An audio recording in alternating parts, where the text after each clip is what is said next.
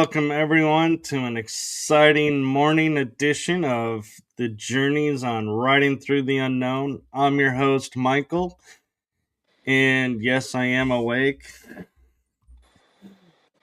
And we're going to have a fun episode for you this morning. I have to say, I am truly blessed to have this guest on. I met her through the Summer Days Conference on June 13th, hosted by Gina Virginia Casella. And quick shout out, there is another conference this coming Saturday on the 11th. So if you are available, tickets are available.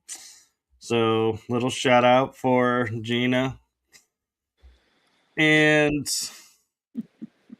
Sheila's presentation impressed me so much that I was like, I really wanted to have her as a guest after hearing her presentation and seeing what she was going to be talking about. And then realizing when I looked at her bio, how much more she knows and is aware of.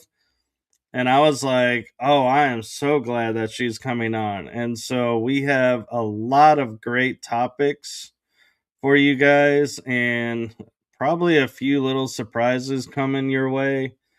And so without further ado, I'm going to turn it over to my amazing guest, the one, the only, metaphysical dreamer, experiencer, author, musician, all kinds of experiences extraordinaire, Sheila Spiral Sister Murray.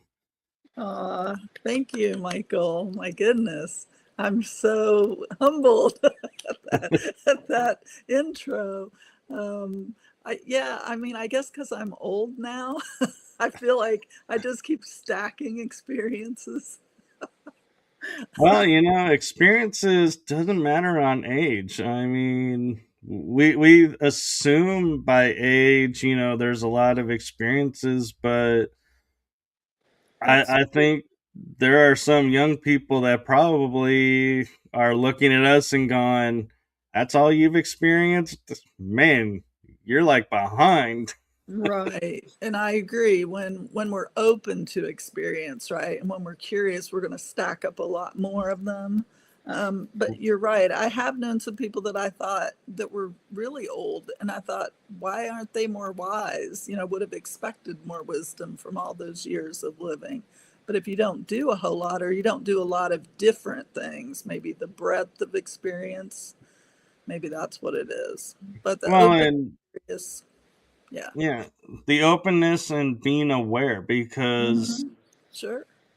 like I will have a lot of people will walk up to me and they're like, it's so cool that you have paranormal experiences. I've never had one. And I was like, really? You've never had one?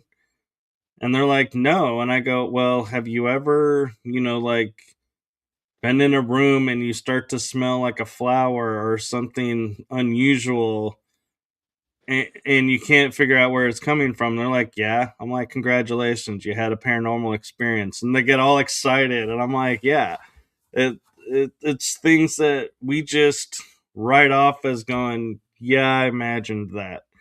Right. Or like you said, you don't even notice it. You walk through the room, you smell something, and just think, oh, somebody else just walked through with the perfume on or whatever. We rationalize a lot, right? Right. So, yeah, my first paranormal, well, actually, the more I just started to explain one, and then another one popped into the mind.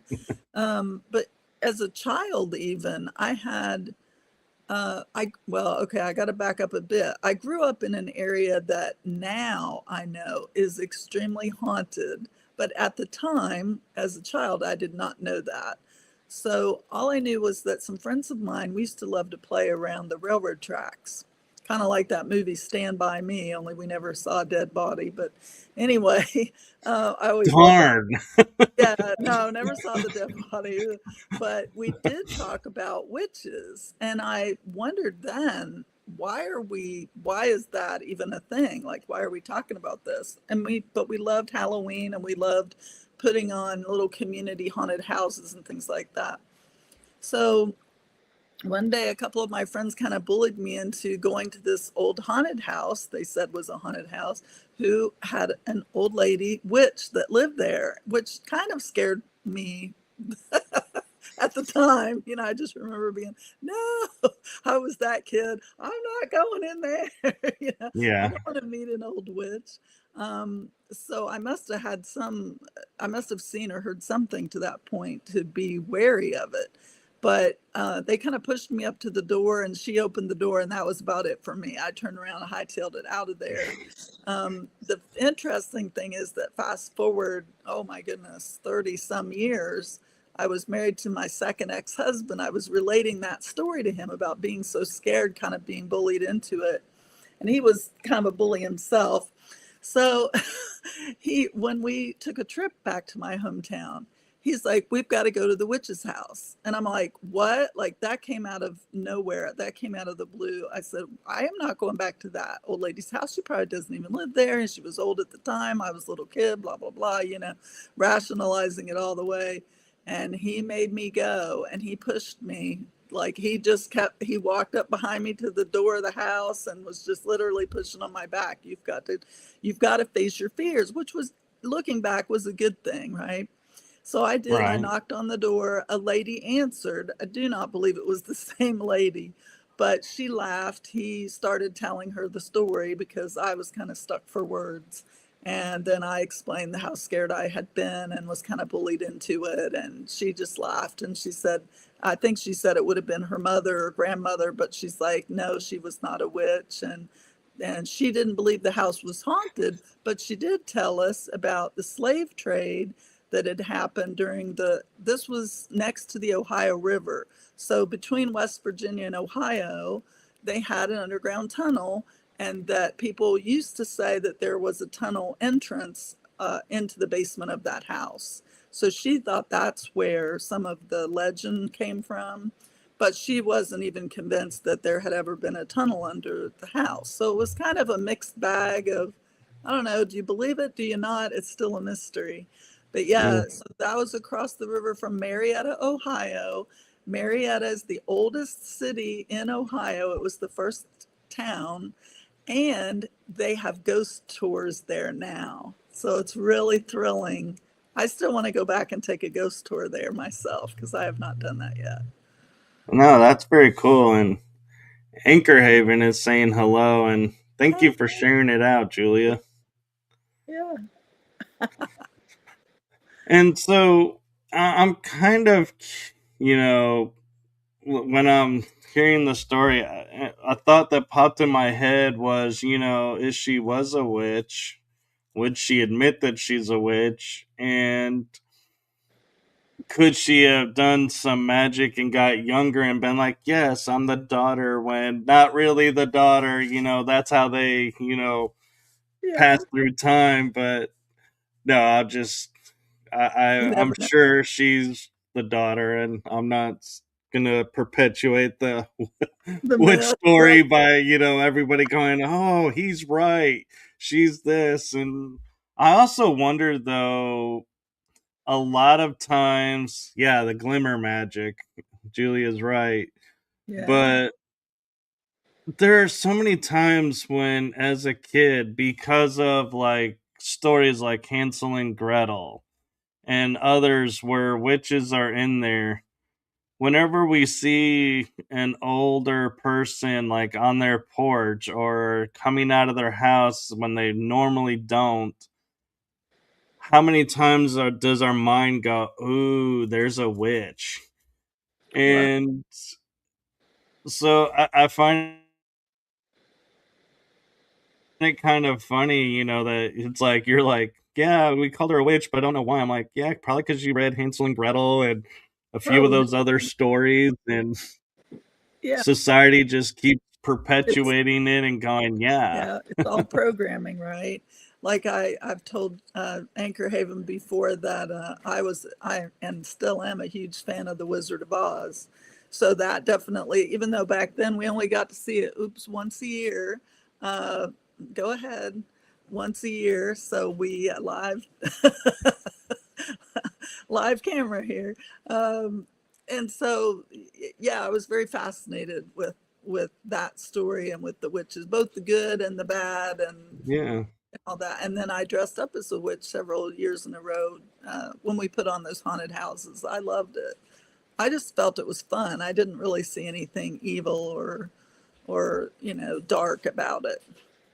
And what I find interesting, talking about the Wizard of Oz, for example, is we have, this lady who is being personified as, wicked, and she has these flying monkeys, protecting her, which I always thought that was kind of interesting, notion. But then I was like, the climactic scene at the end where, water does her in. I'm like, how, would water, melt her, because I'm sure it rains. I'm sure, what is she drinking if she can't have water? And so Yeah, it like raised all these questions in me now when I excellent. look at it. And then I look at the show Wicked that came out, Yes. and it's like, oh, this is how she became wicked, is she was not wicked. They made her wicked. And Hmm. part of me goes, how true is that in society today, where somebody picks on somebody and mocks them, and yeah, now they become this bitter person. Yep. But then at the same time, I look at it and go, why are we now being shown we need to take pity and relook at all the villains in all of our stories as kids and be like, oh no, they're not the villain.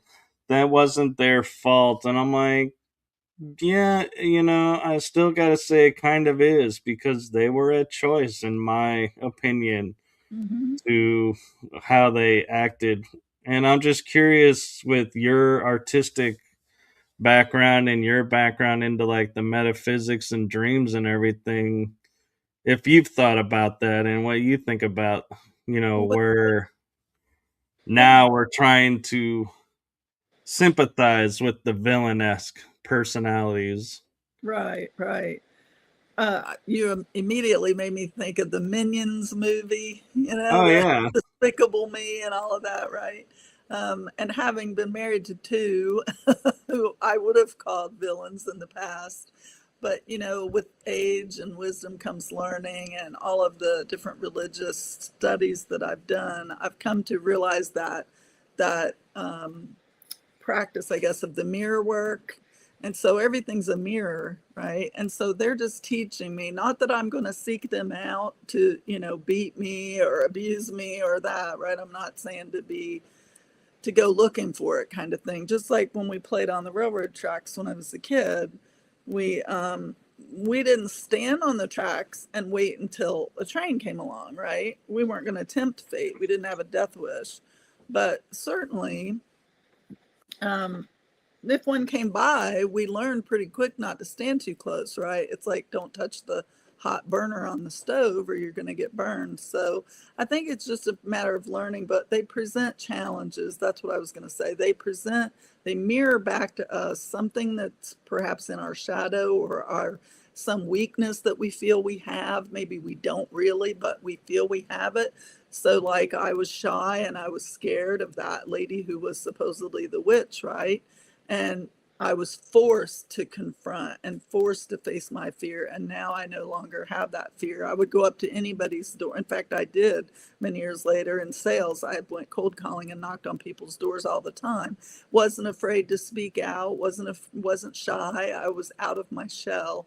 But maybe that's all it is the whole key or secret to life is facing the fear and doing it anyway. Like I still don't want to jump out of a perfectly good airplane, but my son has went skydiving and he feels the better for it. So it's just you got the choice to pick and choose your experience, right? Right. And you raised an interesting question with like the plane on the railroad tracks. Yeah. And I often notice, in stories and, watching it like on movies and TV shows, how many times like somebody is on the track and they're like skipping back and forth, with their legs. Nothing happens, and then the train comes, and all of a sudden it's like, oh, now they're stuck. And I'm like, and I think about it now though through the paranormal mind and going, could a spirit have been there watching and going, oh, so this kid wants this. Well, Hmm. let's give them the thrill and hold their foot down because, their foot's not moving as they're hopping, in place, but all of a suddenly now it is Yeah. stuck. I wonder, could another force be at play there? I wonder that And too. Like the shoestring gets caught, you yeah, know? like how and why does it inexplicably get caught in that one moment where it's like, oh, the train is coming and now it gets stuck, where when there's nothing around, never gets stuck. Yeah, exactly. And then you think of the elementals, right? So some of those, or the little fairies or gnomes, or the ones, the trickster, they call it in Native American lore, it's the trickster. Yeah. Yeah, so that's true. That's why I don't know, because I do a lot of study around that whole principle of we create our own reality. And well, do we though? I mean, maybe we create a large chunk of it, but then there, like you said, there's these other powers and forces that maybe wrestle too. So now I see it more like a weaving, like a rug. So if you pull on a string, you can kind of pull that thing out of shape. But a rug or a tapestry is made of a bunch of colors, different even lengths of yarn and things like that. So yeah, so all together you see this beautiful picture, but or design. But if you pull a string completely out, you're going to have a hole that's harder to Yeah. fix. I kind of think like, especially in like that situation, I would say you put out the energy of I'm not afraid, look at what I can do. Mhm. And as the train is coming, it's like you're like, yeah, I can do this. Well, it's like you're putting out this energy and persona that I think the energies pick it up and they're like, okay, so let's see how brave and really you really are. Yeah, And they're doing it, and it's not them like being the trickster, so to speak, picking on you and being like, yeah, we'll show you. It's more like they're going, oh, this is the energy you're giving off, so this is what you want, so we're going to manifest it. And it's where I think we really truly get that adage of be careful what you what wish you for, yeah, because they always say it may come true and it may not be the way you want it to. And that's that would be the perfect scenario of I nearly lost my foot being stupid, yeah, thinking this. And it's like, but then we'll write it off and we'll just be like, oh, yeah, I was so lucky. See, I knew I could do it. And it's like we totally miss yeah. everything else that was going on still. And so I think that's where a lot of times the, lessons get worse in my opinion because they're like we try to do it the easy way Yeah. here. You weren't paying attention, so now we're going to up the scale I and believe figure that. out where you will pay attention. Yeah, and not only believe, but I mean, I've seen that. I've experienced that regarding health issues in particular. If someone isn't learning the lesson from a little pain, the pain's going to continue to increase. So, and impact your life more and more as well until you stop and take care of it. Now, it may just be a question of awareness. So, you just, like you said at the beginning, you've just got to increase your level of awareness. And it spins off into a lot of different directions. Yeah, and so I'm kind of curious, what got you into looking at dreams in space? Well, okay, I can diverge on that one. So the dreams, well, first it was my mom always telling me about her dreams, even as a child. And then I began having dreams. But my dreams then as a child were more, I mean, I did have some scary dreams. I remember having some nightmares, but they were more on the playful side. They weren't really anything mystical or that was going to teach me something that I would take and use the rest of my life. But definitely, when my mom passed away in 2017, and of course, I'm a much older adult by then, so that's almost been, what's that? So 3 and 6, 9 years ago. So my mom actually came to me in a dream that I called a visitation, because that dream, after she passed, was so real and vivid and intense. Now, I forgot the chunk of dialogue in the middle, but I remembered the beginning and the end. And it was just like it would be happening right now with you sitting here. There wasn't a veil between us. So I felt like I was actually in the room with her wherever we were. And we were having this really great conversation about life and different things. So I that's really that dream and or visitation was really what piqued my whole study into dreaming. But I had been also a member of IONS. Now I'll go back to the space side, because when my husband and I both worked at Kennedy Space Center in Florida, we I became acquainted with people who were in the IONS, which is the Institute of Noetic Science group. And I learned about Edgar Mitchell, and I learned about he was an astronaut. And I learned about his experience. He had an epiphany when he was out in space, looking back at the Earth, how small we were and how fragile we were as a planet, and it changed his whole worldview. And I thought, for an astronaut, someone who was heavily studied in science, for an experience like that to change him so much that he then went on to found this institution, I thought there's got to be something there, a lot more there, that I need to be involved with and study. And so it's a study of consciousness. And again, it goes back to that we create our own reality whole idea. And that really intrigued me. I just wanted to learn more about that. So, yeah. No, I agree, and I have friends that are in ions, and I've attended a few events that they host, and so I totally get it. And Good. yeah, it's a really good stepping stone kind of atmosphere of where they're out there, but they're not like to the extremes out there. So if you're unsure if you want to go out there, it's like, yeah, it's a good spot to check out and go, yeah, what do I think about this? Is this something I could get behind? And so would you say that attending the ions and, hearing all of that kind of drove you into experiencing and seeing like fractal geometry and thinking about aliens and life out there and like opening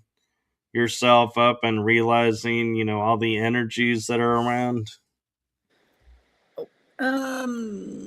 Yes and no, but the fractal, I didn't even know what fractals were until, it's in my book. I'd have to find it to give you a date. But it was actually before my mom passed. I had always been looking as a child for my sisters, my siblings that didn't make it. My mom had 6 pregnancies, and I was the only one that lived.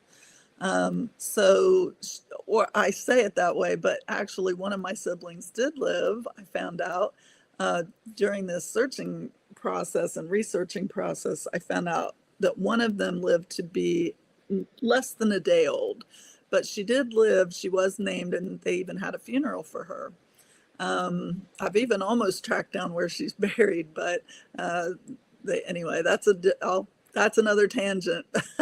So I call those spiral thoughts because they just, you know. But anyway, the search is still on. So what happened was I went to a hypnotherapist because I wanted to lose weight, and it was a birthday present to myself. I think around 2015, maybe 2016, and so I went to this lady. I didn't really know her very well, but I knew she had written a book called Angel Babies. And I thought that's fascinating. And I read the book because of my mother's miscarriages. It was all about miscarriages. And I just wanted to understand maybe more of what my mom went through during those times. So I read the book, and I was so intrigued and fascinated by it that I scheduled the appointment with this author lady, Patricia McGivern, and I went to see her for the hypnotherapy session in person. Well, as we started, she regressed me. We hit past lives. I'm bawling, snot's coming, I'm the hot mess, right? Like laying there just, and I would even try to open my eyes, and she would remind me gently, it's okay, keep your eyes closed, would just do some deep breaths and then right back into it, kind of thing. She's really good. So so during the course of that hour or so that we were doing the hypnosis session, my sister Christina, she came to me. This is on my blog too, by the way, so people can look this up and read it for free, this whole story. But yeah, she came to me, she introduced herself. She was a little blue dot. And so she actually told me things that I know that I lost, but that when it's the right time will come back to me. So I've got an awareness of that. But one of the things was definitely keep my eyes out, keep an awareness or a lookout for that specific color of blue.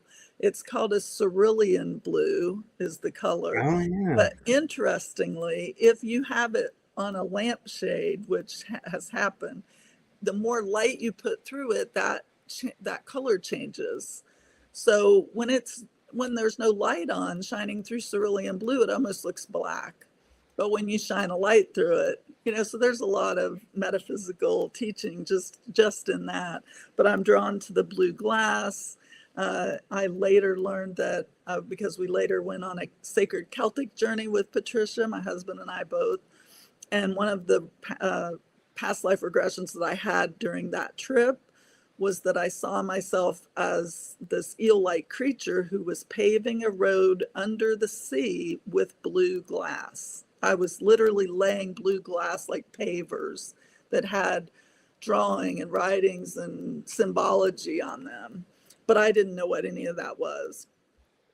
So yeah, that's a whole fractals.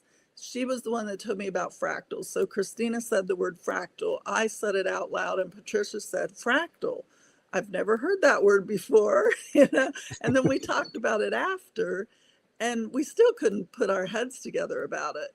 I left there, going back to that first regression now, that hypnotherapy session, and I left there just in a blubber of just, I didn't know which end of me was up. I felt like I had received a download. Didn't know that word yet, but I felt like that. I felt like my head was full of information. And so I left there telling all this stuff to my husband, who thought I was completely whacked out and out of my mind. And so I just started, and that was kind of that ions connection too. It's like now I want to go back because I had that experience. Let me see how that marries up. How does that tie? Where does that come into play? And I started looking at fractal and fractal geometry. We had a friend at the time who said I needed to look at sacred geometry. I started wearing the flower of life. I still have a habit. I set my tea always on a piece of wood with the flower of life on it. It was flower of life everywhere for a time. Then that took me to trees and pineapples and broccoli and all that sort of thing, right? And my husband being an artist, he was talking about the face, the structure of the face, and how all that sort of thing is, it all begins from the fractal, and then the fractal is a design for people that aren't aware, and it just keeps repeating. The one of the best things to look at would be the broccoli or the pineapple, probably. There's another one in my book, it's not coming to mind right now, but especially when you cut things open and you see the smallest part in the middle has a design, and then that same design repeats outward.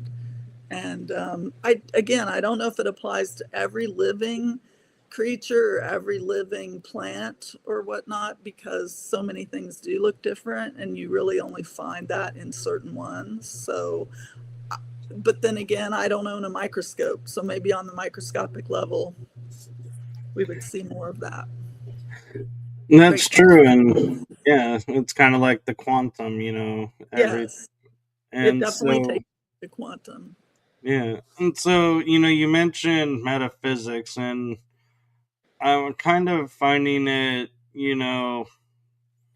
interesting because having a metaphysical background myself, I kind of curious to see, being aware of the metaphysics and following that, what impact do you think that has on your, writing your books and your music? And does it, impact your husband's art? Does he, understand it too a little bit and translate it through into the art?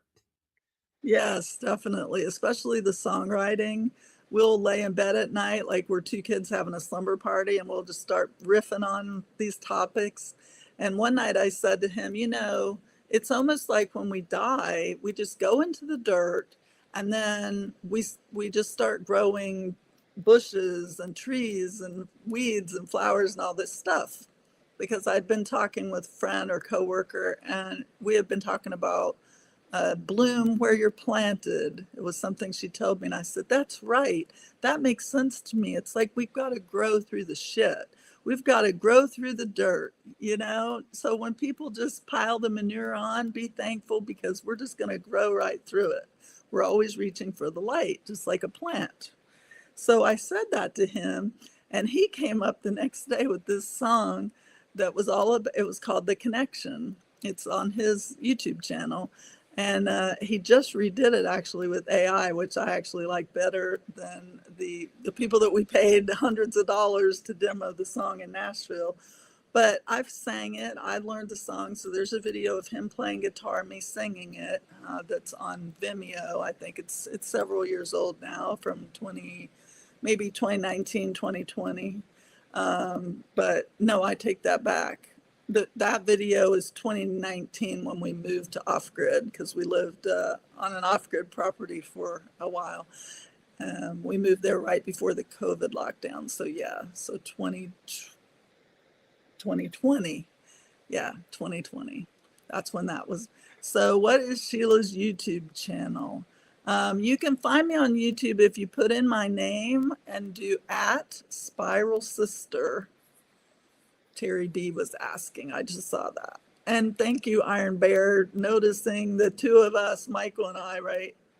Yes, I was about to post that up, and because I found that interesting, and I was looking to see if I had your I know I YouTube don't. channel linked, and I don't, but I can grab your YouTube channel really quick. But yeah, what she's talking about for the people who are going to be listening to this episode is Iron Bear says, "Holy crap! I just noticed you two have similar facial features. Wonder maybe a relation at some point." And it could be. I don't know. I haven't.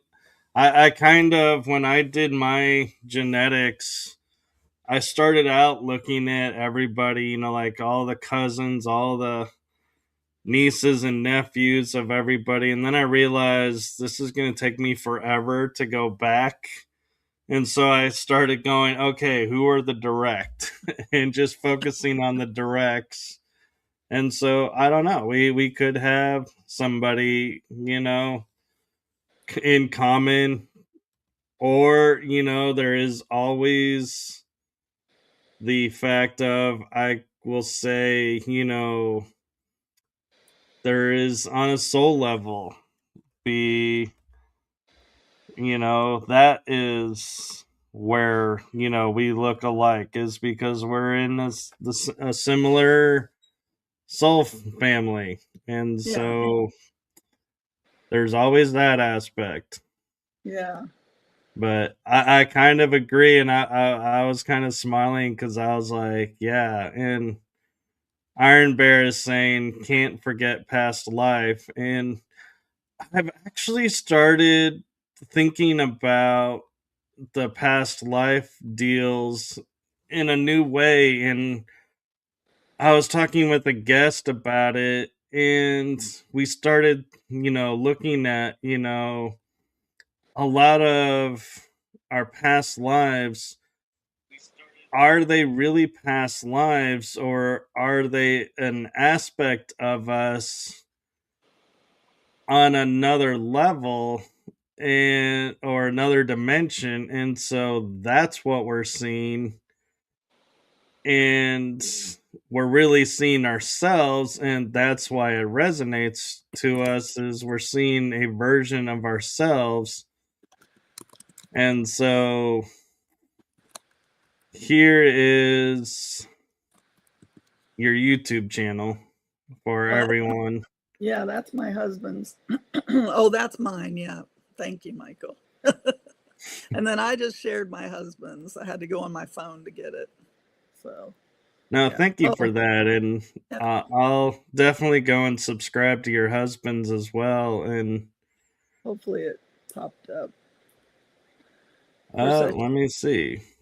I shared it through YouTube, so it might roll in later.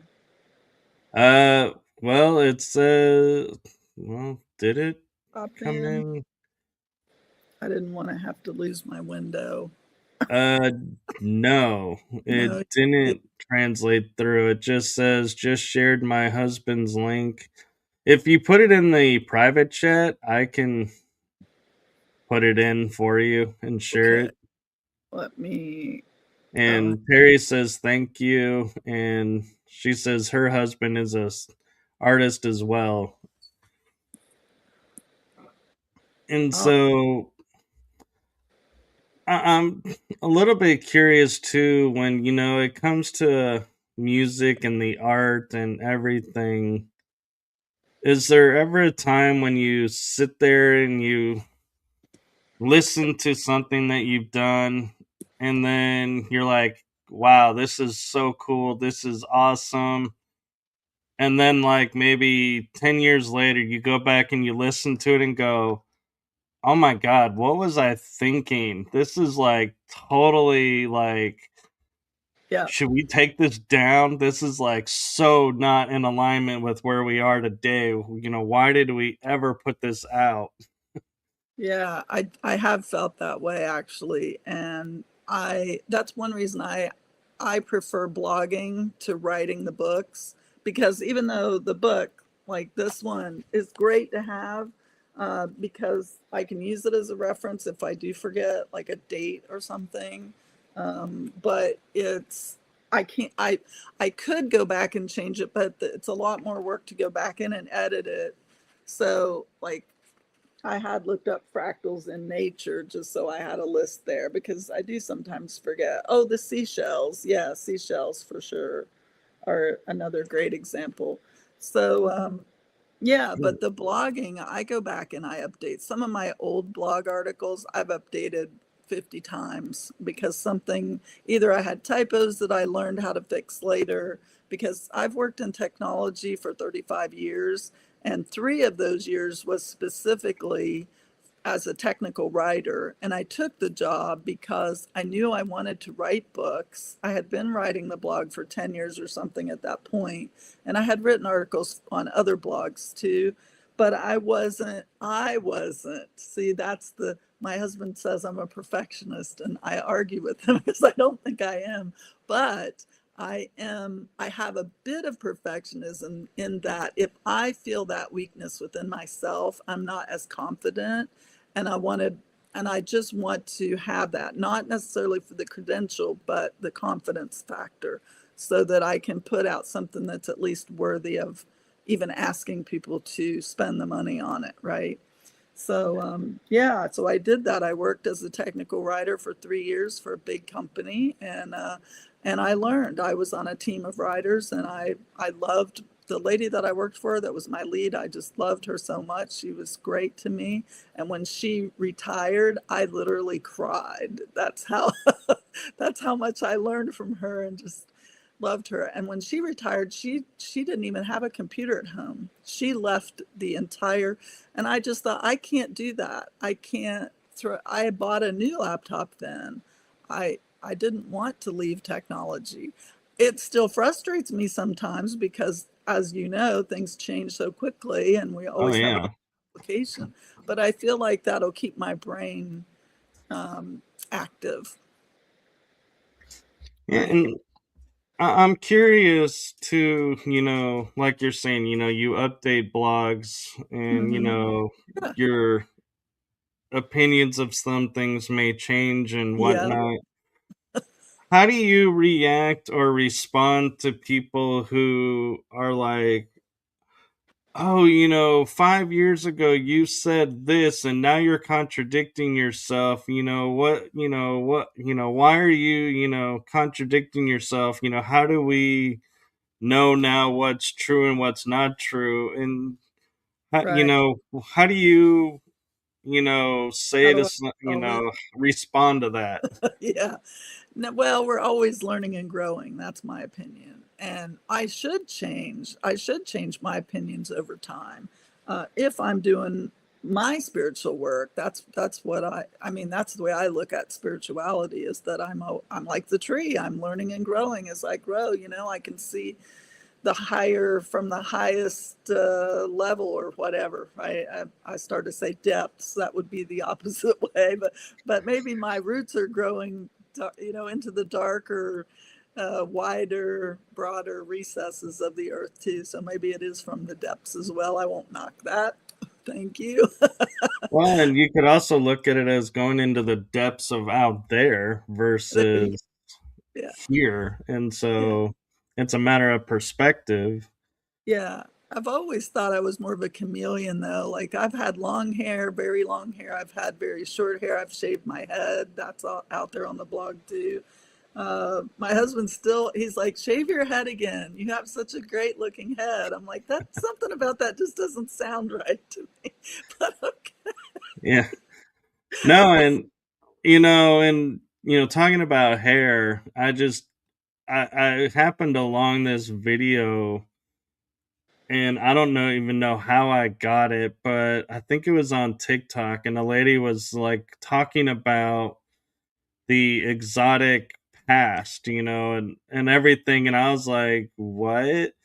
And so I'm like, what is this? And it kind of got me curious. And she goes, well, the women in Sparta would have long hair. And when they got married, they would cut their hair short. And I was like, okay. And she goes, well, they would do that so the guys would be attracted to them and think, oh, because they spent more time on the battlefield, that they would view them as a fellow dude. And I was like, that's a little bit disconcerting, but somehow I can see that, but I'm like, I would hope that's not the reason. Yeah. And that, the feminine aspect would be appealing and not the, oh, we need you to look like a dude to, be, enthralled with and be happy I married you. I'm like, that's a Yeah. little disconcerting if that's really true. But at the same time, they were a warrior culture. So it Yeah. does kind of lead a little credence to that. And maybe that is. But I kind of take and wonder, a different way is, in society, we look at women and we are taught look to their hands. If their hand, a certain hand on a certain finger has a ring, that person's taken. If there's no ring, they're not taken. So now you start to look at, is she hugging, holding on to someone? Maybe that's who she's dating. So she's off limits, or if she's alone, hey, she's available. Yeah. I wonder if in society, by cutting their hair, it was to let other gentlemen or other soldiers know, hey, I'm off the market. Oh, good point. It very well. And you just reminded me, I did not know that about Sparta, though. That's very interesting. Um, you reminded me, though, talking about cutting the hair short or blending in with the guys, is that there is a famous blues guitarist woman, black woman. Her name is Deborah Coleman, Coleman, and she was fantastic. My husband actually loves her. She's passed away now. I think she passed in 2018. But if for any of you all that love the blues, she is just magnificent, and she could shred too. I mean, she had the rock influence. That's what made her special, in my opinion, and I think to him too. But Deborah Coleman said she has a famous quote out there. I just read it the other day. It was something to the effect of, when you're a woman playing with a band of guys, you want to fit in with them. And her advice to women musicians was to learn how to talk about football and baseball and all of that, just to be able to fit in. So I don't know if she would have went as far to cut her hair, that really stood out to me. I thought, there's something about that. I used to play a lot. My first friends were mostly all boys, so I used to play a lot with boys as a very young child, and then also they didn't bully me as much as the girl. There was a girl right down the street from me who was my age, who bullied the hell out of me, pulled my hair, bit me, all the stuff, right? And we still don't, to this day, don't know why. We're friends now, and we became friends actually when we were in, like, we went to kindergarten together, and that's when she was bullying me so badly. My mom cut off the she wouldn't even let me see her anymore until we were in high school. So by the time we graduated high school, we were friends again. But I used to ask her, why did you bully me so badly? And she said, I have no idea, other than I was raised around really tough cousins. And I guess that's how they just played. And she looked at it like play, and I looked at it like torture. I mean, I would scream and cry and, all that, run home to mommy. But the boys I could play with all day long and have a great time, because we would do, gosh, I don't even know. We would do like the train, all the stuff down at the tracks. We would look at bugs. They would dare me to put my hand down in a hole and try to reach for crawdads, just because we live close to the river. So just things like that. Caves. I loved caves. There again, the mystery element, right? Right. Crystals, rocks, anything shiny. My husband still teases me. Oh God, I've lost her now. If we walk through somewhere and I see the shiny objects. So, and I have too many crystals to suit him too. Oh, But I know that feeling. I'm still looking at crystals though. Oh, I have yeah. a spiral one right back there behind me. That's a spiral crystal. It's like a pink granite carved into a spiral. So yeah, it's hard to see, but Yeah. it's That's back. really cool. And what's kind of interesting is, as you were talking about your female friend that you're friends with now that was bullying you, Yeah. when you first said bullying, the thought that popped in my head is, we often don't look at what their situation was, and that may be all that they know, Yeah. and so they don't see it as bullying. And so, and then you go in and you say, yeah, she was, that's how they played. And I was like, wow, I'm like picking up on your story without even knowing anything about your story. And I was like, wow, I can't believe I was like spot on that, and that we were on the Same level. Yeah. same thought. And I'm curious too, a little bit around, we say that our name has a meaning to us, and what we call ourselves, there's a energy or something behind it. And I've noticed that, for me it's true, and with other people I've kind of noticed, and I'm not even sure they have noticed. But when I look at, you like going by the acronym Spiral Sister, and I'm like, I can't help but feel like there's a story there.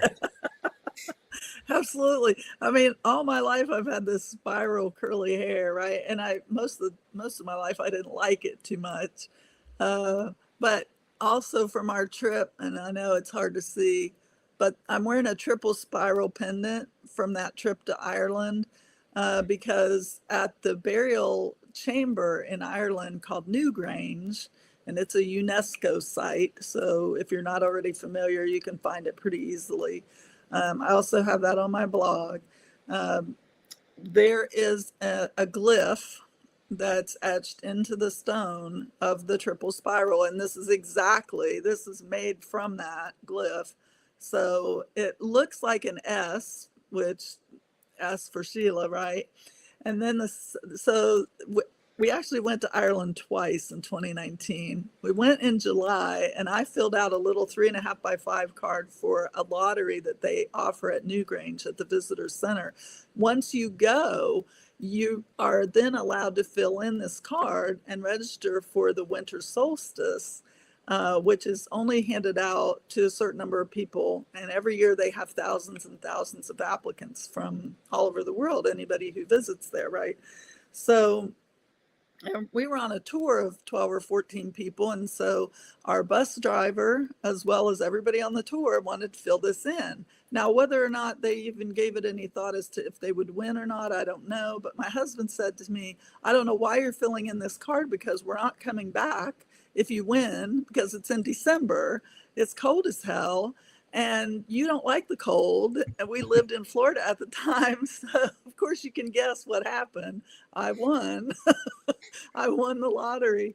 And so we went back in December. And when we came through customs, the gentleman asked me, so what brings you back to Ireland in December from Florida? And I said to, go into the chamber, because it's a big deal for winter solstice to go in there with 20 people or something. And he said, so you're visiting Ireland for our weather. And he got a big kick out of that.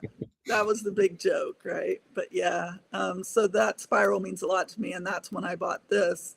We were in Dublin with friends, and I had been looking for something special. And the gentleman who we invited to go back with us, because my husband had already been in the chamber once, and he's like, I don't resonate with this at all. So he's like, I don't want to go for the winter solstice. It's too early in the morning. I got to get up at dark 30. It's cold as heck. I blah, blah, blah, right? The excuses.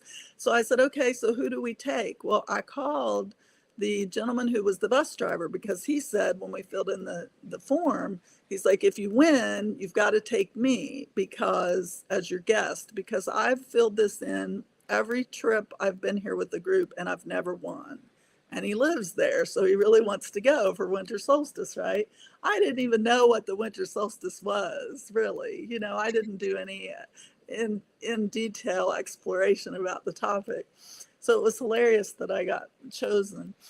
But yeah, so then the lady who we went on the tour with, Patricia McGivern, I called her. She already had a cruise booked with one of her daughters. And we called someone else and they said no for some reason. So then I thought of John, and I knew that he was metaphysical because he had been to the Monroe Institute.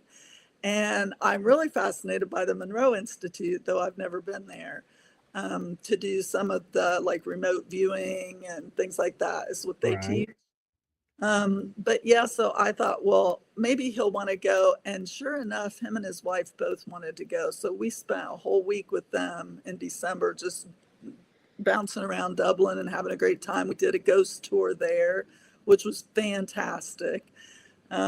We I can't even, yeah, dinners where they do the music, and so you got, the real authentic like Christmas stuff, and everything was decorated for Christmas in Dublin, and it was just awesome. I'm so glad that we got that. But one of the other reasons was because since we got up so early, and since our tour guide bus driver was not available, he turned us on to another. She filled in for him, this other bus driver, and her name is Edel, Edel, and I can't pronounce her last name. It's like Reagan or something. But anyway, I still follow her and we're friends on Facebook and Instagram and stuff.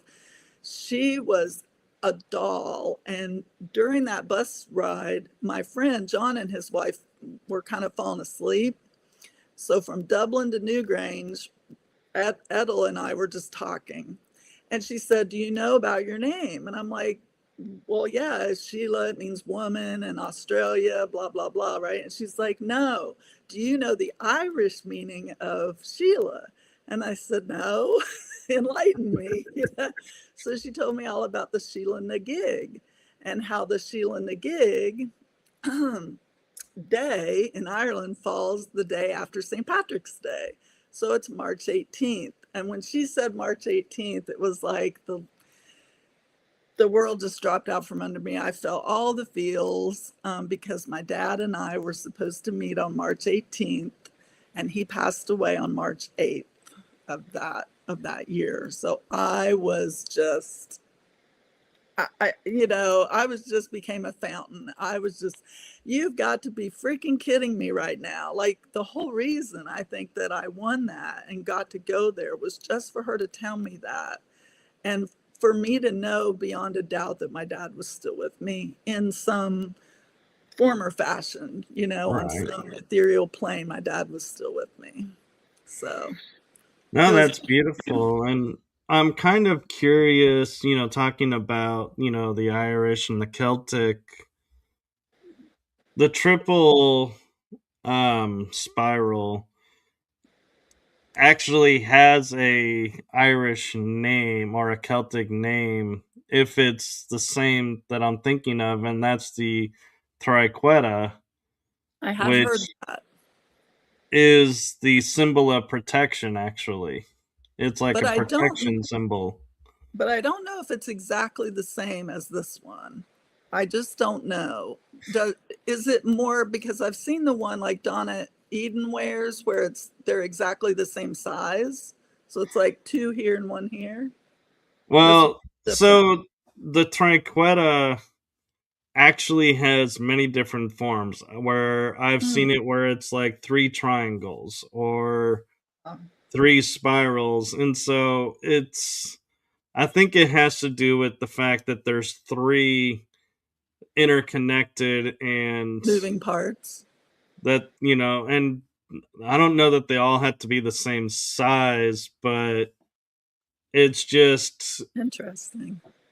the way that it's formulated and everything. It's like, yeah, there. And when I was studying paganism, we had to pick a symbol to do, for, who we were going to be and everything. And I got a flash of, like you're saying, these three Hmm. energy vortexes, and I was like, what is that? And I looked, and before I even found it, I was like, try something, and I was like, I don't even know how to pronounce this, and then I saw it, and I was like, oh. And my mind, as soon as I saw it, I have an innate ability sometimes of being able to see a word in a foreign language and be able to say it without Uh-huh. knowing what I'm saying. And Wow. so when I saw it, I go triqueta, Yeah. and I was like, you know, that's how you say that. And so it was like, it was kind of cool how it came out. And PJ Davenport is saying it's the third day Danan, and Never heard that either. I am not familiar with that either. And so I'm wondering if that's, not like an Irish way of saying the triqueta. It may And be. I'm not even sure I'm pronouncing it right. That's just how I Yeah. hear it, and so that's how I pronounce it. I mean, if it's anywhere, it should be on the Newgrange site, that UNESCO website where they talk about Newgrange, because they have a visitor center. They just redid it all, and they do have pictures of it on there, and they talk about it. If there was a name, it should be there, and I don't remember it, but that doesn't mean anything really. Yeah, Um, and yeah, so it I could I be. remember when you did your presentation, you talked about Newgrange. Yeah. I didn't mean to interrupt you. I'm No, sorry no, for doing that, but no. uh, I wanted to ask, and it was like during the Q&A, it was, a short time, but when Yeah. you were, in Ireland the first time, I'm sure you got a flavor of the energy and Yes, everything. absolutely. And going to Newgrange then, and then Newgrange with the solstice, was there a lot of difference in the energies, or did it feel the same? And it's like we just in our mind go, oh, because it's the solstice, there's some special to it, and really isn't. Yeah, that's a great question. I hadn't really specified the feel that I got from the energy, just because it was so flippin' cold in there and dark. When they turn off the house lights in that monument tomb, I could have my hand right here next to my face and I couldn't see my hand. I tried it. I was like, I always wanted to know where is it so dark that you can't see your hand in front of your face? That's it. But yeah, I didn't. So actually, I felt more palpable energy when I was at Noth, which is Knowth, right? There's the Dowth and the Noth and the Newgrange all kind of there together as a series of monuments. And Noth, we went to first. And as soon as I stepped foot on the top of that mound, because that one you don't go in, you climb the stairs to the top. When we walked to the top of it, I turned to Richard right then, my husband, and said, I'm feeling this. Like this energy is going all through me. And I've been to Sedona and I've been to the vortexes there and I felt it there as well. But the Noth one to date is the most energy that I've ever felt from a site, from just walking onto the site and not even touching anything. Now at Newgrange, I felt peace and calm, the same as Stonehenge. When we went to Stonehenge and we went inside the stone circle because we were with a Druid priest, and he that our guide Patricia had made a reservation to specifically do that because she wanted to be able to regress us later and have us kind of be imbued with that energy, I guess. And I did meditate there too. I sat on the ground and meditated, which was something I really wanted to do. But I thought the ground might be too mushy and not be able to sit down. But I was able to do that, and I dropped into meditation very, very quickly. And I definitely give the credit to the sacred space for that happening. That was at Stonehenge. So I think each of those spaces have their own unique, just like we do. We all carry that energy signature with us. Perhaps that's the soul imprint that we carry from life to life. I don't know. I'm curious about that and interested in that subject, which is why I'm studying this book right now in a book club, the the Tibetan Oh, Book of yeah. Living and Dying. Yeah. So I'm not even halfway through it yet. So don't tell me if anybody's read it. Don't give it away. But yeah, that's one reason I'm studying that book, is to learn more. I know, like, the fringy part about reincarnation, but I don't really know what they teach, right, from the Buddha and the Dalai Lama perspective. So Right. And so I think this is a good point to you had asked me if we could do something a little bit different in the show. And so I feel like this is a good point to where I had announced there was some surprises in the show today, this morning, and what the surprise is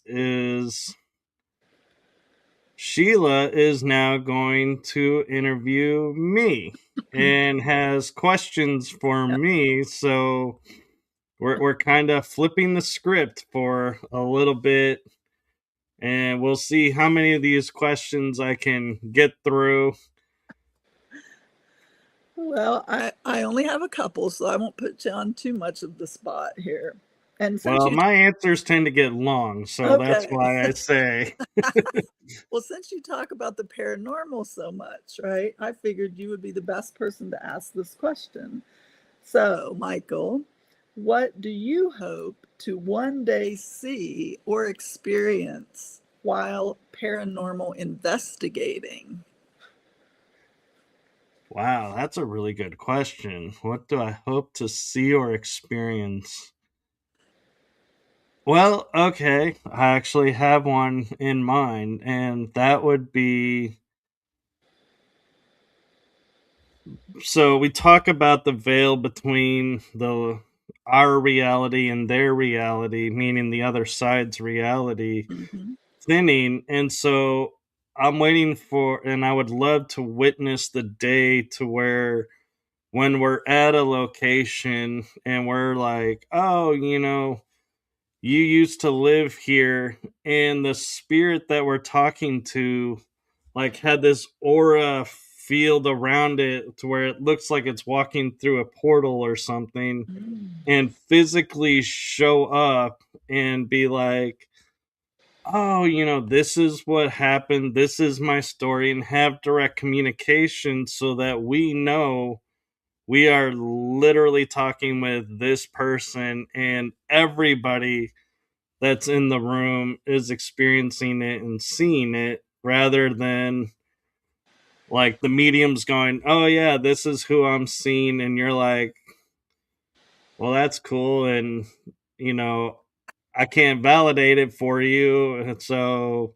I'll Yeah. take your word for it. And I don't mean it to sound like that, but there is a difference when some people can see and others can't, to Right. where the day when everybody can see, that to me would be like the ultimate paranormal like experience to have on an investigation.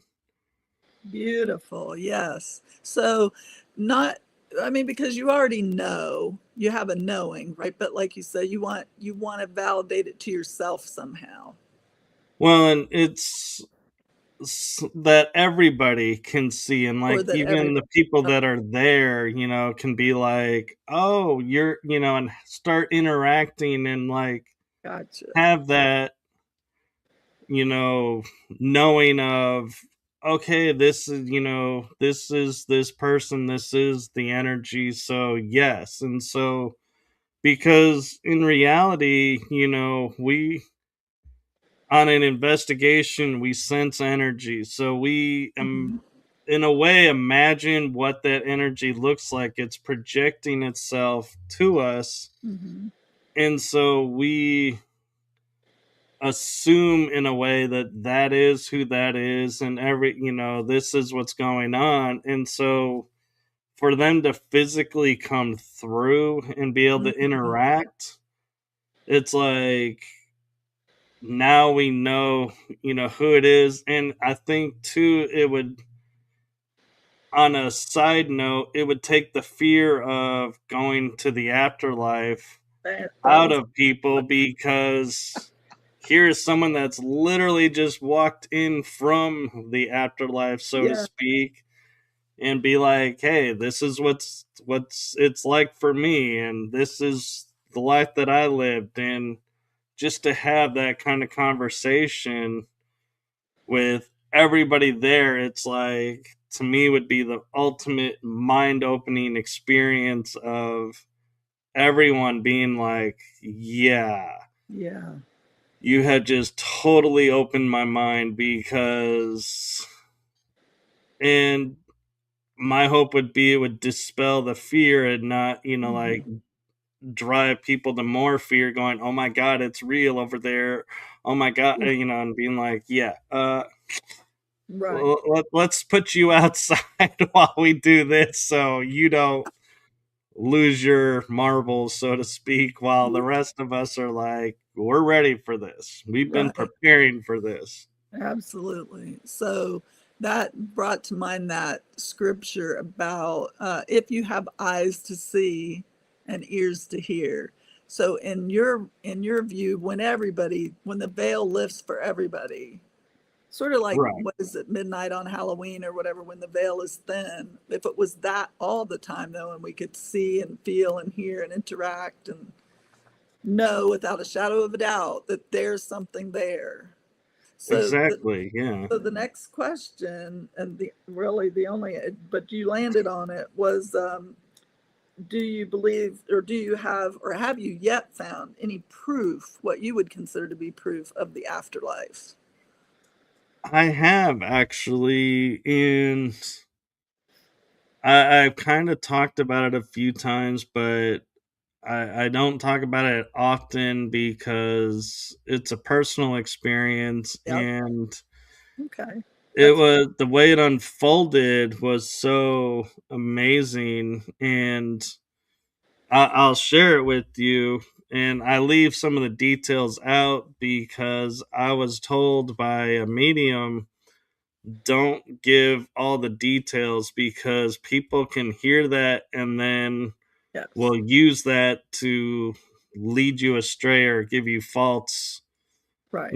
testimonies, so to speak. And so I was like, that's a good point. I never thought about that. And so what had happened was my dad had passed away on the summer solstice at like midnight, or the morning of the solstice. And it was the summer solstice, not, and Not the winter. Yeah. I think I said winter, but it was No, summer. you It said was in, summer. oh, Wow. okay. I'm, yeah. And it was like on I think it was like Wednesday midnight, or Wednesday, the start of Wednesday, Tuesday midnight, switching to Wednesday. Mm. It was in that time frame where we Mhm. went from the Tuesday to the next day, which was a Wednesday. Wow. And on Friday, I noticed a friend of mine is on a investigation and she's live streaming.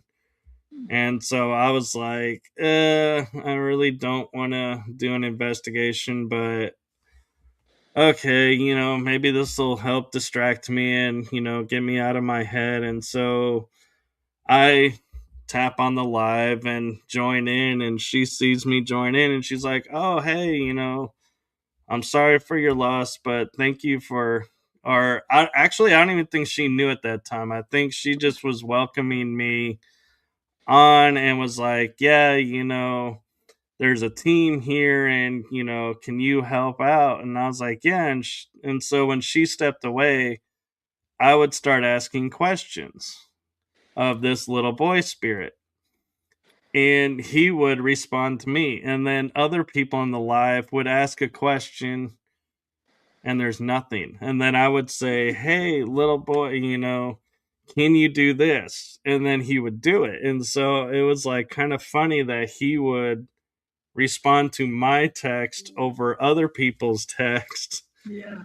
But I had been there before a few times, so they probably were like, yeah, we know this guy, so we know where he's coming from and what's going on. But it's like, I think it was like 1 o'clock in the morning. I was like, hey, I'm gonna try and get some sleep. Um, yeah, she did know because I was like, yeah, I'm here for distraction. Hopefully, this will help me, with coming to comfort, and give me some peace of mind and help me, sleep, and I'm gonna try and go to sleep. And she said, Well, thanks for helping out and thank you. And then, that was a Friday night. And then Sunday I reached out to her and I was like, "Hey, by the way, how did the investigation go?" And she goes, "Oh my god, you are not going to believe this." And I said, "What?" And she goes, "After you left, everybody started getting this name and nobody could take this name." And I was like, "Really?" And so I was like, "So what was the name?" And she tells me the name and I got chills. And I was like, "I can take that name, but what else was going on?" And she goes, "Well, everybody's equipment just all of a suddenly died. And all their batteries just, it was like no batteries would work, no equipment would work. So they just closed it down and we're like, we're done." And I was like, "Well, cool." And she's like, "So you think you can take the name?" And I said, "Yeah." She goes, "Well, before you do that, let me tell you what happened on Saturday." Because I didn't know there was a Saturday investigation. And I was like, "Okay, yeah." And she goes, All their equipment drained in the beginning, but everybody started getting a taste for a certain food item. And we're in Texas, and this food item comes from the north. It's hard to get down in the south. And I originally come from the north, and she didn't know that. She didn't know anything about my family and everything. She just knows me. And I said, "What was the food item that you guys were craving?" And she said, "I had to go find this and eat this." And I was like, "That was my dad's favorite food. You picked up my dad. Oh, My dad was there." And I'm even getting chills right now, sharing this. And to me, that in that moment, it was like, I grew up with knowing the afterlife was there, but it was always like a out there kind of mhm. knowing. And this moment, it was like the out there became in here and in here. And Yeah, there was like no way. I was like, yeah, I have absolute definitive for myself. There is an afterlife. Nobody could tell me there is no afterlife right. because somebody who didn't know my dad's name, didn't know what city we were originally from, and the food item that was like our favorite food item to eat here from back there, Yeah, it was like those three things. Haha, the triqueta, the three again. yeah, But those were the moment where I sat there and I was like, the afterlife is real. yeah, It became a no longer searching for, right. is it real? It was It real. became the knowing it Yeah, was real. the knowing. And that's more than a synchronicity. Did you say, or did I miss it, that the show that shut down after you left, the name was your dad's name? It was my dad's name that was being called out, Yeah. that they heard, and they said they heard it 3 times. Wow. And so, and when I was talking with her about it, she goes, "Well, now that I know who it is, you know, I went and I told my mom about it." And my mom goes, "Well, your dad knows you do this kind of stuff, and so it's really cool that he would reach out." And I said, "Yeah, and it's kind of interesting that he picked that location that night to Yeah. make himself known on that weekend, because it's a location that I went to a few times and I was really good friends with the lady who does the ghost part there." And the story of the location was, it was a funeral home that was a train depot. That the joke that we all would tell each other was the owner of it at the time would make his own ice cream. Well, he used the embalming room as the freezer because it had all the equipment in there. And so all the ice cream would be stored in there. And because it was homemade, it was like, oh my God, you would go there and be like, this is like the best ice cream ever. And unfortunately, he passed away. And so they had to close everything down. Mhm. But it was like, in our mind, we're like, I would be sitting there eating this ice cream or having a milkshake and be like, I can't believe how good this ice cream is coming from an embalming room. That's hilarious. I won't eat ice cream again without thinking of that. And, just to clarify, there was no embalming stuff No, in the room with the ice cream. It was just that just the was the room temperature. that was used. And it was the perfect room to like, because it was already, had the cold because they needed the cold for Right. everything, and so it was like the perfect conditions, and I was like, it's just is so funny how Is. things get reused, and if you don't know the history of it, it's like, yeah, nobody cares, but when you do know the history, it's like, oh, this paints a whole new persona on it. Yeah, talk about repurposing something. Yeah, out of death comes ice cream. That's Really good too. that's hilarious. It also takes me back to Newgrange too for how cold it was the winter solstice. But I just found that the, the dichotomy of the summer solstice experience for you and your dad and the winter solstice experience for me, that's just, I don't know, that brotherly sisterly thing. um, Again, a synchronicity, I think, or a commonality. I always like to look for the things we more have in common than the things we don't, so I like that. I agree, and Yeah.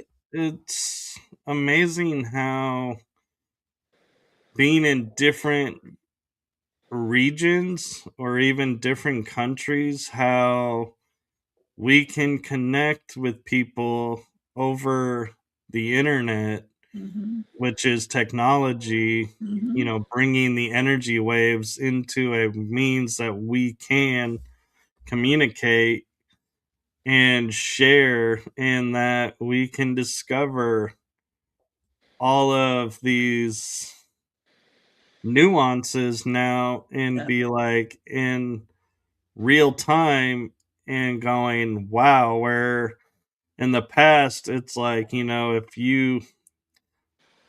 being where you are, if you wanted to ask me a question, you'd have to write a letter, mail it, And wait wait. for it to get to me, wait for me to read it, wait for my response, my return to you Yes. to then get it. And it's like by the time you get the response, it's like, oh yeah, I was thinking about that. I'm glad you answered it. And it's like by the time we got all the answers, a lot of times we're like, oh, I already figured it out, or Mm-hmm. oh, I completely moved on, and so thanks, but no thanks. And then when the telephone came around, it was like, well, it's too expensive to call and talk. And so it was like you'd save everything up for that one moment, or you could make that call and Right. make it worth the while. And then it's like, oh, wait, I forgot to ask this. And you're like, now I got to wait again. Well, for me, it's all full circle because I grew up during a time when we had the party line telephone. Oh, yeah. I Yeah, telephone remember hearing guys, about those. telephone guys call it POTS, plain old telephone system. Right? But the party line, oh my God! And we had a small town. You pick up the phone, you'd hear who was having an affair with who, and all the juicy stuff. Right? It's like hang up the phone. I know somebody else is on the line. I don't want to hang up. This is good. Yeah. But then now we have Facebook, and all the social media. So I love. I was an And early adopter of almost all of it. Pinterest, everything. yeah, and I look at the party line, the aspect of it, and I'm like, the fact that anybody could pick up into conversation Hmm. all over the area, how many lines, were actually actively listening, that like they just had their hand over the Yeah, mouthpiece and just listening and go, and versus, what else, was going on around. But then I was like, I look at, like if somebody is choking and you're mhm, trying to get an emergency, you're like, you pick up the phone and right, people are talking and you're like, I hate to be rude, but yeah. We somebody's have dying, we need the line. And they're like, well, what do you mean? And it's like, all of this is taking time away to where so yeah, and so is probably not going to make it now I know, because 'cause you were talking. nobody is getting off the line because they're all like, what do you mean? What? Oh, well, yeah, it's like, really? Yeah, Really? really, I know. They gotta talk about their love life or the fight they had with so and so. But yeah, we had to do that a few times. This is an emergency, we need to break, or we would I somehow, I don't know how we did it. We would contact the operator. Maybe we were able to bypass that and dial O, I don't know, but it seemed like we had the operator break in, or maybe that was for a busy signal. I'm confusing it with the busy signal. Yeah. Well, So, it could be that, the operator is listening. And so if you yeah, said, oh, there's an emergency, they probably cut the line and automatically put it through. they may have. But Iron Bear is making a funny comment. He goes, for one, how could you contain yourself from not laughing so hard? Right. Yeah, there was some of that too, but I definitely got good at like pressing that little button very quietly and the hand over the mic and all that. I got really good at that. And also because we had an extension phone in the house, so if I wanted to hear what mom and dad were talking about with somebody or something, yeah, I got good at eavesdropping. My mom was not thrilled with me. I was kind of mischievous as a kid. Yeah, and talking about extensions, it was really funny when I moved, and I was like 25 into my own townhouse. There was like the phone was activated, and I'm like, I had to call the phone company because I was like, yeah, only the upstairs rings when people call my number and not downstairs. And they're like, well, I don't we don't understand. And finding out my downstairs phone was tied into a neighbor's line. And so I was like, I'm not the first person living here. So how did people not realize the phone is not ringing downstairs, that it's only upstairs ringing? And so I'm like, I can't be the only one that's like paying attention and noticing I'm only getting calls in half the house. How did this go unnoticed and unchecked all this time? And what's interesting is they'll do like a little like switcheroo and they're like, okay, now it should ring down here, and sure enough it does. And I'm like, it can't be that easy to activate or deactivate a phone line because it costs so much money to get those done. And I'm like, it took you 5 seconds. How? What is the expensiveness of this? Wait a Right. minute. It's like a whole new area of question starts coming in and going, I could have done that. Why did I have to call you? I know. I love it. Technology. Gotta love it. And how fast everything has changed just in the course of our lifetimes. Oh yeah.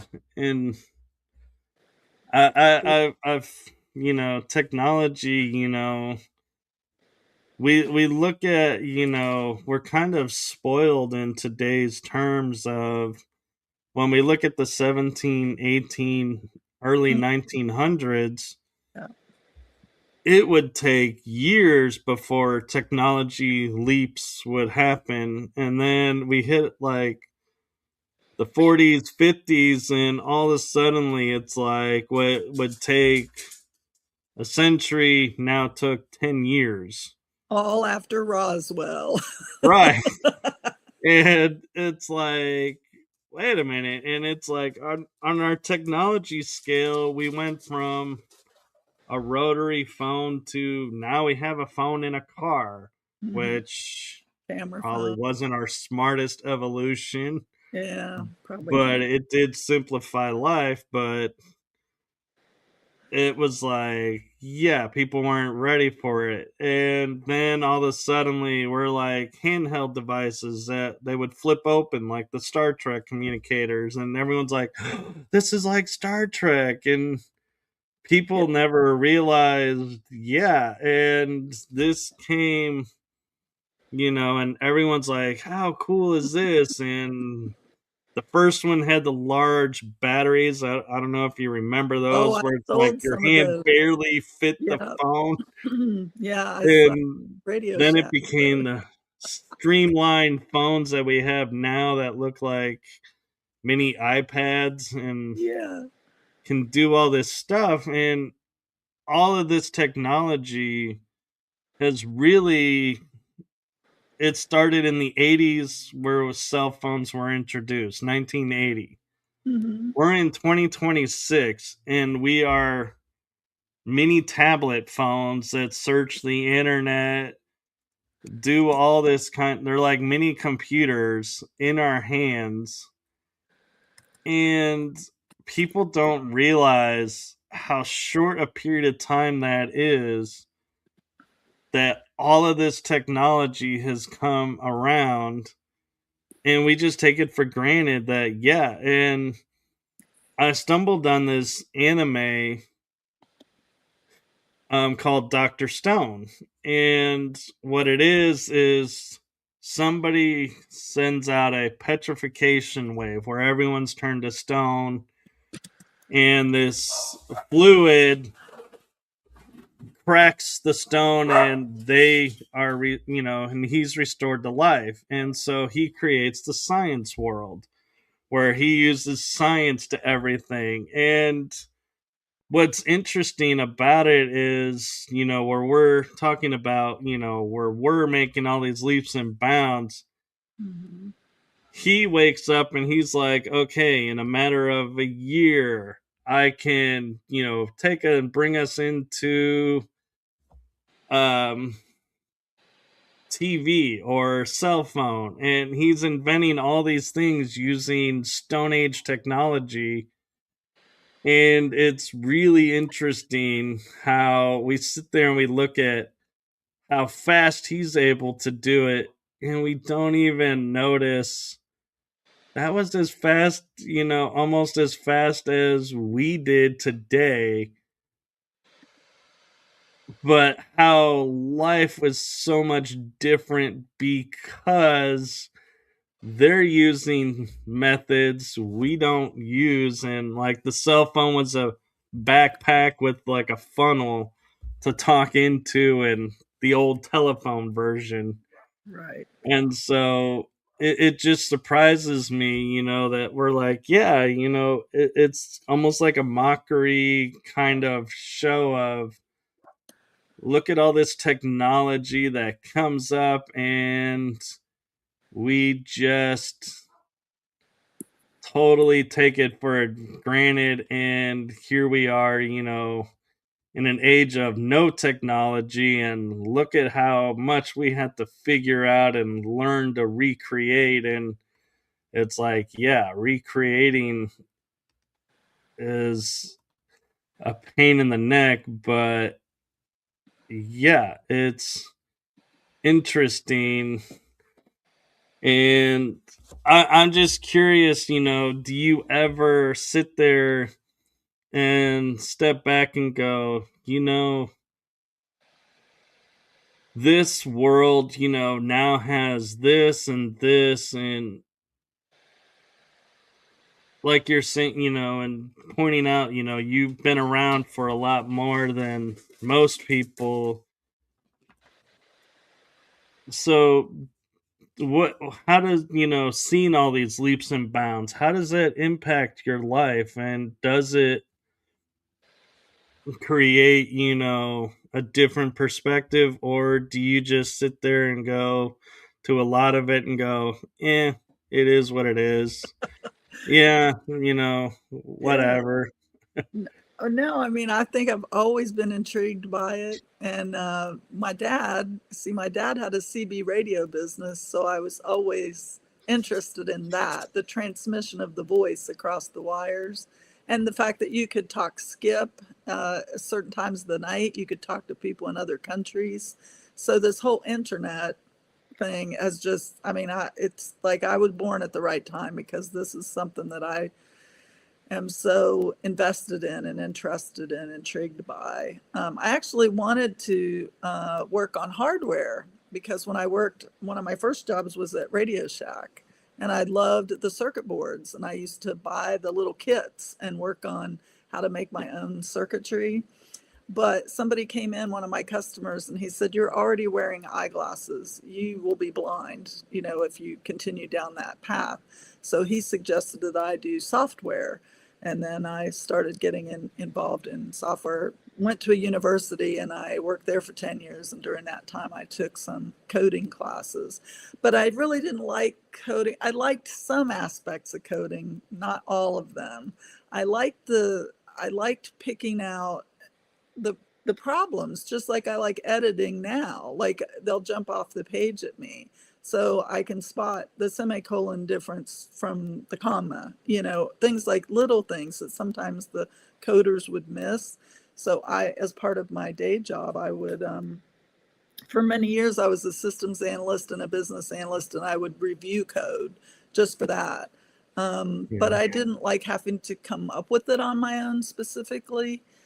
They had to know a lot of dictionaries, like a lot of different languages. You had to know what to do to make it do something, you know what I mean? And I just couldn't quite make the leap with that in my head. My brain wasn't quite wired for that. So I think the way it turned out, it was really good because I did focus on writing a lot more user guides. I was very customer focused, people focused. I liked connecting people, and I liked being on the calls where I could kind of monitor things, write reports for people, and that I liked access databases. I liked that kind of stuff, but I just wasn't as heavily involved in the programming. So I forget where we started that question from. Oh, just how do I accept new technology? Well, So I always loved the early impact, yeah. adoption. Yeah, just early adoption of software, early adoption of like LinkedIn when they first started, Pinterest. And I still have accounts. I did close my LinkedIn account a year or so ago because since I retired, I thought, what's the point of that? But I know some people just transitioned from their tech career over to, say, a writer, and so they would just promote their books. And I did some of that, but it really didn't seem like it was catching on. So I just thought my time is better invested elsewhere, such as what we're doing now. I just find this whole podcasting genre, really thrilling. And I wish I'd gotten in on it right at the beginning, but I guess there's still a market, there's still an audience out there for newcomers. So.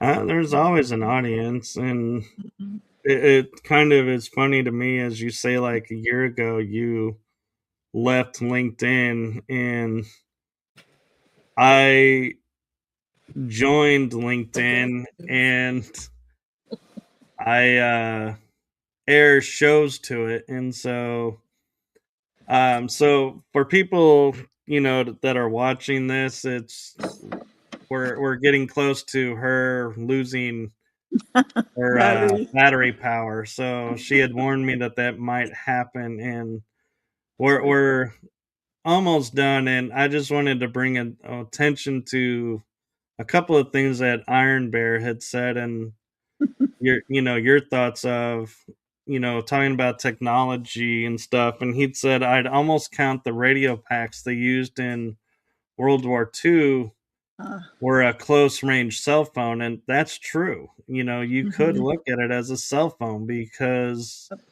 it was direct communication, but there was no dialing, and so I always wondered how that worked. And that made me think about the movie We Were Soldiers about the Mm. Vietnam, where the guy is like working on the radio and he picks up what's happening in Vietnam, Yeah. and they're hearing the battle firsthand and the horror that's going on over there and everybody being stunned. And he goes, how did you do that? And he goes, well, it must be atmosphere, or must be picking up atmosphere. Oh, yeah. And he goes, you're my radio guy since you got that in. And he was like, don't take that off. This is what we're going into. And so it was like they were more, a little bit maybe more prepared than other new recruits. And that, is a thing about technology, we don't think about is what they were exposed to now firsthand versus waiting to read about it in a paper. Hmm. And on a funnier note, Iron Bear says the generation today won't even know what a Radio Shack was. Right. And I'm Yeah. like, oh, Radio Shack was awesome. Yeah. Yeah, it was really cool. In fact, that's one of the things that drew, well, I love all the 80s type shows anyway, the Stranger Things. I had to watch Stranger Things. It was just amazing. So it was all the stuff Yeah, that I was used to from my youth. yeah, and we are over an hour and a half, and Yeah. I we know had we could talked talk all about, day. we could, and there was one topic that's pretty hot right now for everybody, and I want to give you a chance to voice it before we talk about where they can get your books if you want to go there. And that is disclosure. What do you see disclosure as, and where do you see it going, and where do you want it to go? Oh, that's such a big topic, right? Hmm. Well, first of all, I've not seen the movie yet by Spielberg. I probably will see it just to know what they're putting out there for the newbies. But for people, and you're much more versed on this than me, but I'm a big X Files fan. And so over the years, some of the X Files, especially the ones that were centered around the UFOs, which would be disclosure now, right? I think there should be a lot of disclosure. I think there should be a lot, not just about what the government has known um, and not wanted to share for reasons, I'm sure, of loose lips sink ships. We Right. always were told in the government. Um, but so for national security, but for, I think as more and more countries join together, more union or pacts or whatever they are develop, or even borders come down, then perhaps there will be more disclosure. I don't know how much they'll disclose because of national security interests. Um, but I think it's definitely going to be a genre that's going to stay in the public domain for quite a while, just like the JFK assassination has my whole life. 9/11 has since 2001. I think there's always going to be some propaganda around it, unfortunately, and I think it's used sometimes to distract us for sure. But I do think that there's a nugget of truth in all of those things. And if you talk again, if you just talk to real people, maybe not on the internet, but if you just talk with people in person about some of these things, you'll find out there's there are shards of truth to almost all of the stories. They just may be skewed so that you're not really getting, and that was one of the things I did want to talk about today, was how much information can we reveal without giving away too much information about ourselves personally so that we're hacked or scammed in some way, but Right. that we can still share the truth. And I think some of the ways that's done is through storytelling. And so that's one reason why I love the X Files and Stranger Things and shows like that, because I do think that Hollywood, there's good people and there's not so good. So the good people, I think, do want to get some of that truth out, and they just hide the truth in the story. And so that's also why I'm much more interested in nonfiction than in fiction. But the caveat is some of that fiction is based on truth. So you just have to put your thinking cap on and use your discernment. And like you said, some people will resonate with some things versus others. Some people will pick up on things because they're more aware, and other people are going to be left behind and be in the dark because they're not willing to concede that, like, I'm no fan of Bill Gates, but I, thanks to Bill Gates, I had a career for 35 years, right? So I'm not shooting, I'm not cutting the hand that feeds because he doesn't feed me anymore. So I think with that said, you will get more and more truth. It may come out more piecemeal than what we want, but you'll get more and more as people retire, like me, and they can speak more freely, and their income is not directly tied. So always look for that. The follow the money thread, that works, but look for the fact that, people that are still in some way connected to the government, they can lose their government pension if they say the wrong things in public to people or even on a podcast, right? So just be aware that sometimes people want to tell you, but they can't because they're limited. And then sometimes people are so conditioned that they won't tell you under any circumstances, or they signed NDAs, non-disclosure agreements, that they can't disclose what they were doing their whole career. So there's many facets to that question, but that's a Right. good. Yeah, no, I agree. And I like how you touched on, the fact that we give too much personal information Mm-hmm. out in public because we feel like, oh, these people are our friends, or, oh, if I don't give this information, then people won't find me as credible. Right. And so there is a fine line of, being transparent and upfront with people, but also protecting yourself and your Mm-hmm. loved ones around you. And so my hope is, people can respect that and work within that and not go, oh, because this person won't tell me what city he lives in. I don't think I can trust, that he's really, sharing the truth, because if he was really, sharing the truth, he would, tell us everything. And it's like, I am telling you everything, but I don't want you on my doorstep either. Right. So, Right. there is that factor of, you know, self preservation and, Yes. privacy, of, not being swarmed by people. And Exactly. we forget about that because we live in an age where, we have people photographing people and making Mm-hmm. public what they ate or what they're wearing. And I'm like, why do I care? Why, why do I need to know this? There's so many other topics out there that, are not getting coverage because of this. Yeah. And That's I'm like, why do you people not notice this is just distraction? And why are you so fascinated by, oh my God, so and so ate a sandwich today? And I'm like, really? I eat one every day, but I don't feel the need to like publish it, and go, hey, look, I made a sandwich. right. That reminds me of like the celebrity things that get passed around, right? Yeah. Right.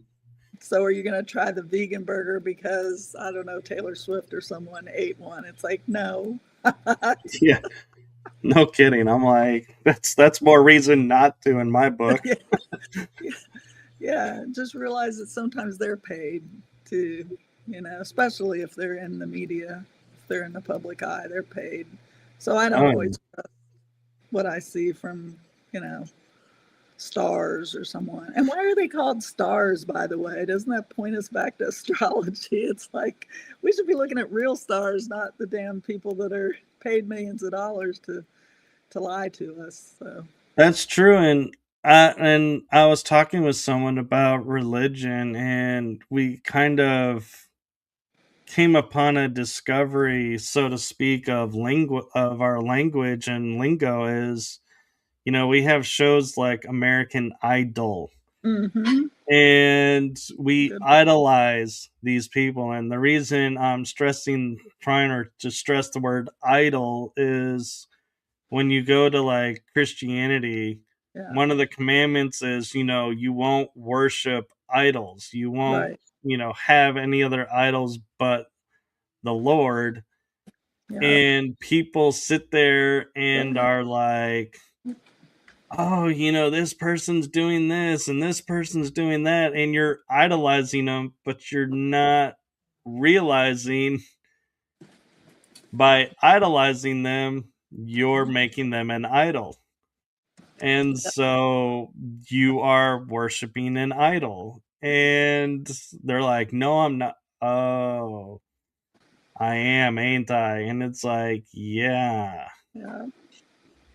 But yeah, and so that's why I think, the media and everybody tries to promote the celebrities is because you're idolizing them and fitting into an agenda that, fits their needs over paying attention to what's really going on. Right. And yes, I used that to cover the fact that her husband was walking by. And I was trying to distract everybody by throwing an idea of idolism out. Yes, he needed to eat lunch. Yes, well, I need to as well. And so thank you, Sheila, for coming on and being a guest and sharing more of your story with us. And I just want to put out there to everyone, if you want to hear Sheila's presentation, as was we were talking about, if you go to Gina Virginia Casella, her Buy Me a Coffee, you can get the replay of the conference and help to support Gina and Sheila. And just know, as well, that our presentations, we don't get paid to make the presentations. So we have no reason to make them anything but our truth and our experience. And so that's another reason to me why it was so great, what she shared, because it was her authentic story and her authentic experience coming through. And so I just want to honor that. And I just want to say before we go, from my heart and the heart of my shows to you, Sheila, thank you for, everything you're doing. And thank you for what you're doing for humanity. I know it sometimes doesn't feel like much, but the smallest pebble can make the largest ripples. We just don't see it. And so thank you for your authenticity. Thank you, Michael. Mwah, mwah. And Jason, he's a moderator. He just chimed in and goes, "Did I miss it?" Yeah. Yes, Jason, you did, unfortunately. So you will have to catch the replay.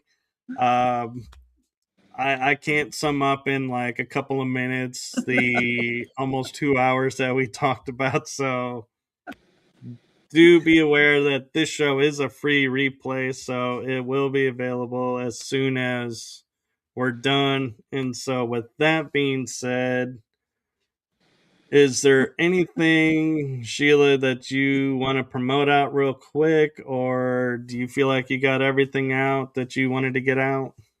Yeah, I mean, I'm on most social media, so if you're on Amazon, you can find my Amazon author page there. Just type in, search by my name. Make sure it's EY for Murray, the last name Murray, and EILA for Sheila. So, other than that, yeah, because there's another Sheila Murray who's an author in England, I think, somewhere, but she's a doctor. And, so and you'll see a picture of me that's somewhat familiar, I'm sure, even if it's an older one. But yeah, and I'm on Facebook, Instagram, most all the big ones. I have my YouTube channel, and then my husband and I have a music channel that's just radio shows. So if you just want to listen to music without really the video part, there's a what we do is we do one still image, and it's an AI generated type image, and then play the song. I introduce the radio show at the beginning, and then we just play music for an hour or 2 hours. So that's called unsolicited radio, because when you make music and you try taking it to a label or to a radio station to play, they have their gatekeepers. So unless your material is solicited, meaning they're asking for you to share your material with them, they're not really interested in you. So we called it unsolicited radio. So it's just at unsolicited radio on YouTube. Okay. So yeah, I didn't share that with you yet, but I will. I'll share that in the private chat. I think it's going to be, I'm not sure this works, but I will attempt this. Probably, I don't know if you have to put user first. So if it's unsolicited, but if you search for that, it should come up. I don't think there's any others. No, and I think it's great that you guys do music together and that you travel together and travel, I'm assuming like separately, like, because you were saying like he didn't want to go, so that well, he was with me on the trip. He just didn't go into the chamber that much. Oh, okay. So he was with me the whole week, just not that morning of winter solstice. So yeah, and and I was fine with that, and he was fine with that, and that way the friend got to go. So, and he was really more, we want, and we promote this too in our own lives, is we want to meet people where they are. And, if they're not ready for certain information, we won't force it. Right. And this person was ready and willing and just so excited about going. And so we said, well, then definitely Richard took the back seat, and let John go. And then what was great was because there weren't so many of it. I was the only person that year to go from the US that got selected to go. So so when they found that out, the center told us that. So when the center, recognized that, they said, after everybody else left, they said, we want you to. So thankfully, John's wife came with us on the bus to get there from Dublin to Newgrange. And so she was able to come in. And so was our bus driver, which really made our original bus driver from July very jealous, because now this 19-year-old girl gets to go in. Edel got to go in, and Tony didn't get to go. But, things happen for a reason. And so she was thrilled that she got to go in. It made her life up to that point, as an Irish woman, to get to go in there and experience that. And we were able to take pictures and videos that you're not allowed to do when you're there. Like in July, we were not allowed to take pictures and videos because the center, of course, has the professional videos and pictures, and they want to sell their magazine and, so on and so forth. Right. So it was just because we were there for winter solstice that we were able to get the pictures and videos that we got, which are some of which are on my blog anyway. Right. Well, thank you. And thank you for coming on and everything that you do, and be sure to follow and subscribe to her channels and her website. You can follow her along there and follow along my channels, because you never know when Sheila will be making another appearance, and hopefully we will have her back on to share some more of her experiences. And thank you so much. And thank you, everyone in the chat room and everyone who's watching.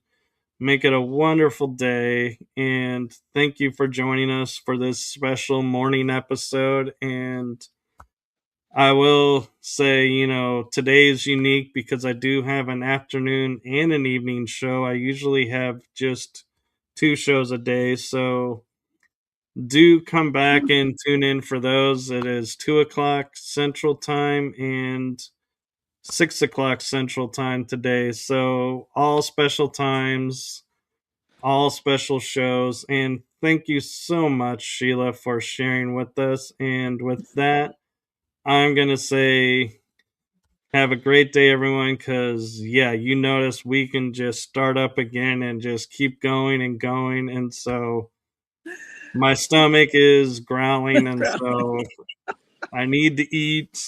So thank you. Sure.